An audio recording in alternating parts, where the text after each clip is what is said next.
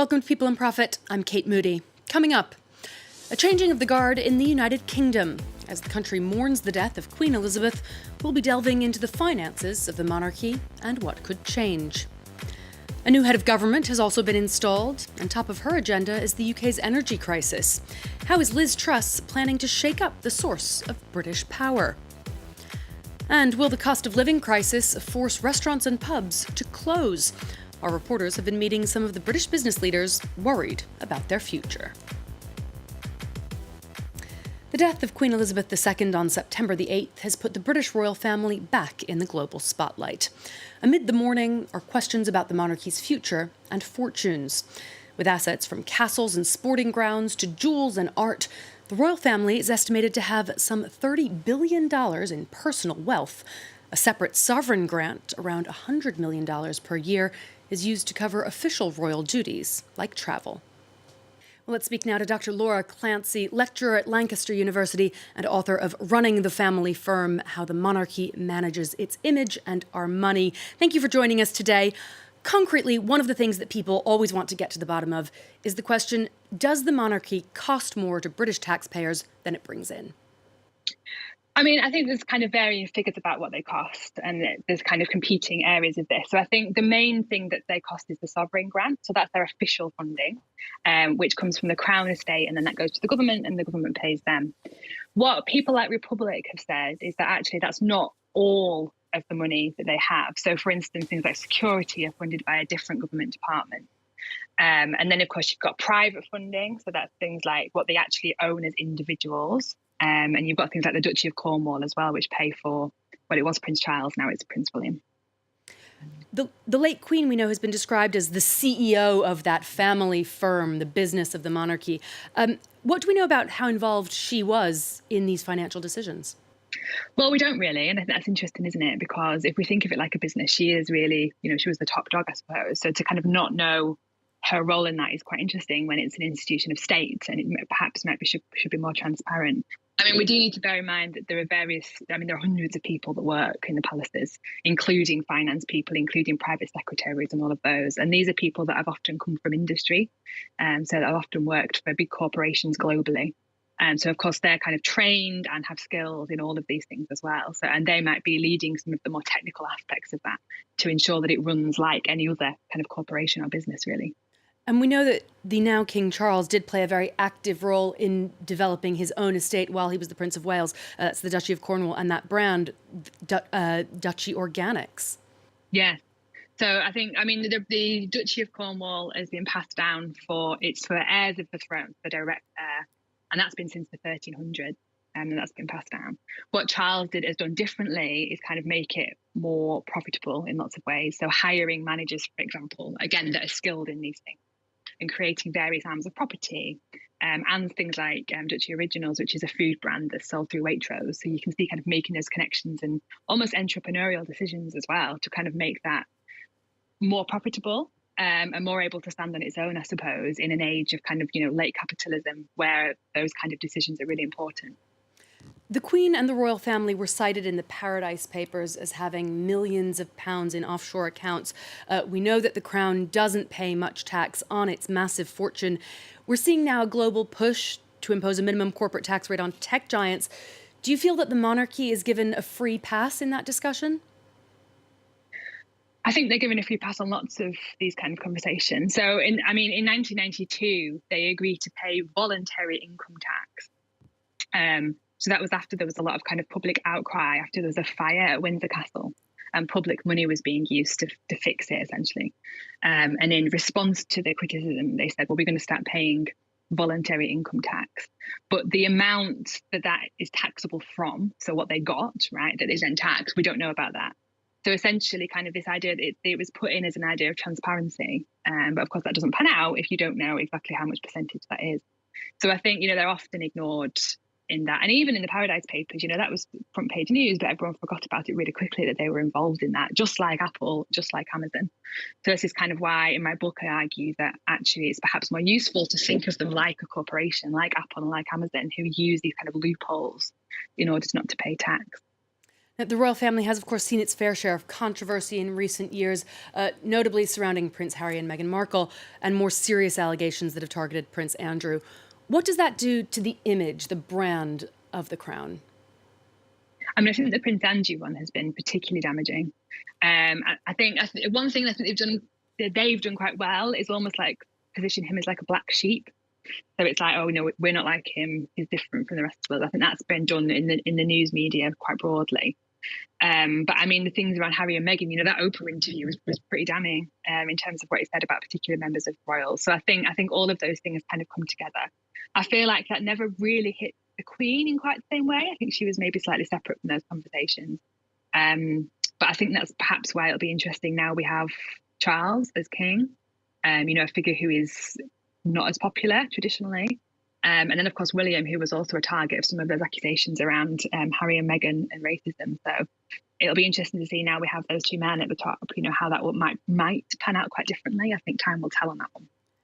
And despite all this, there is an ongoing fascination with the royals, which really feeds this money-making machine, and the media does play a large role in that. What have you felt about the media coverage specifically of Queen Elizabeth's passing? Well, it's been just like blanket coverage here. So the BBC rolling all the time. So you kind of can't escape it. And there's also been quite a lot of attention on the BBC for kind of a lack of, not necessarily, I'm not suggesting, outright criticism, but even kind of any sort of critical engagement hasn't really happened. And even just, we saw this in those really interesting documents that The Guardian published a few years ago about the plans for when she died, and how every single second from when she died to the funeral was planned down to the absolute detail. And you can see there this kind of a knowledge, right, that this is a really important moment where they need to shape the public narrative in a positive way, because such disruption of a new monarch after 70 years, such a massive change is a potential, I think, fracturing point where people might start being more critical. So by planning this coverage and by making sure it's largely positive, that kind of shuts down some of that, I think, and controls the narrative as much as you can, of course, in an age of digital media. But it certainly shapes the narrative in a particular way. Laura Clancy, thank you so much for joining us on France 24 today. Well, shortly before the Queen's death, the new British Prime Minister addressed what was then the country's top priority, spiralling energy prices. Liz Truss said her government would cap energy bills, households for 2 years and businesses for just 6 months, and she doubled down on measures to boost domestic energy production. Charles Pellegrant joins us with more. Charles, where does the UK get its energy? Well, if we look at overall energy consumption, fossil fuels are a huge part of the UK's energy mix. Over 40% comes from natural gas and nearly a third from oil. Only around 12% is from nuclear, wind, and solar sources, what's described as primary electricity, and a similar amount from bioenergy and waste. In terms of energy security, 28% of the UK's energy in 2020 was imported, down from 35% in 2019. But the UK isn't exporting as much as it did in the mid to late 90s. So what do we know about the new Prime Minister Liz Truss's longer-term energy strategy? Well, she wants to go back to those days when the UK exported energy. The aim was to become a net exporter by 2040. And to reach that goal, well, she already announced a new round of licenses to drill for oil and gas in the North Sea, lifted a moratorium on fracking for shale gas, and recommitted to reaching 24 gigawatts of nuclear power by 2050. When it comes to renewable energy, she temporarily suspended so-called green levies on energy bills meant to finance renewable schemes. As a campaigner, she opposed onshore wind and solar farms. Now, the previous government under Boris Johnson had vowed to get the UK to net zero emissions by the year 2050. Is it on track? Well, if you look at the Environmental Performance Index, the UK is among a handful of countries who are on track. It gained a lot of ground in the last decade because it phased out coal-burning power plants in favor of gas and renewable energy. But further progress will require tougher action. The UK Climate Change Committee pointed out a lack of clear government strategy when it comes to 2/3 of all emissions. There's been success when it comes to developing renewable energy, especially wind, and boosting the adoption of electric cars. But for many more types of emissions, the government's response is believed to be inadequate. For instance, when it comes to energy efficiency in homes or agriculture and land use. Charles Pellegrant, thank you so much for that update. Well, the government measures may not be in time to save some struggling businesses. With inflation stubbornly near 40-year highs and consumer spending waning, the hospitality industry in particular is worried. Luke Schrago reports from London.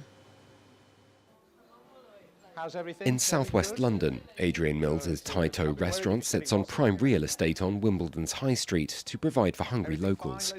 But for several months, the UK's cost of living crisis has bitten hard and set produce prices on the rise. Meat's gone up 20-30%, vegetables gone up sort of 15%. You know, after the pandemic, rent has gone back up to what it was. The VAT was held at 5%, but that's gone back up to 20%. Then we have Deliveroo, who is fantastic service, and people go, you're doing really well, but we pay them 30%. So there is not one cost in this restaurant that hasn't skyrocketed over the last 6 months. Wages now account for 42% of turnover too, 15% higher than 2 years ago.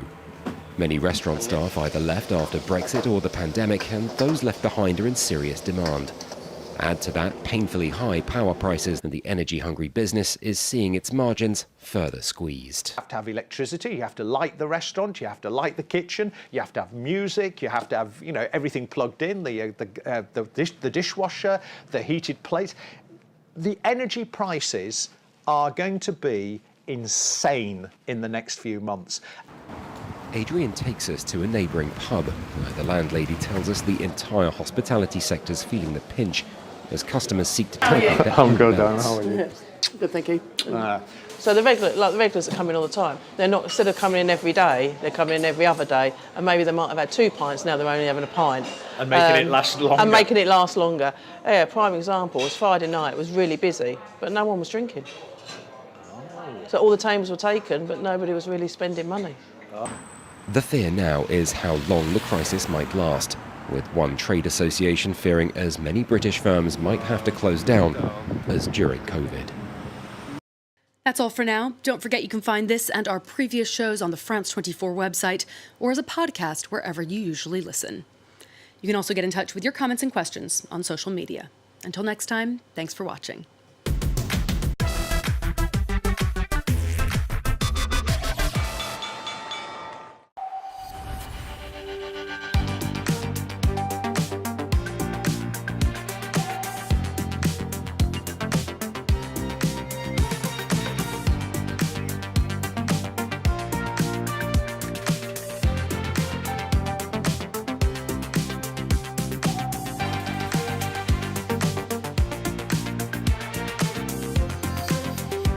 France 24, your economy explained.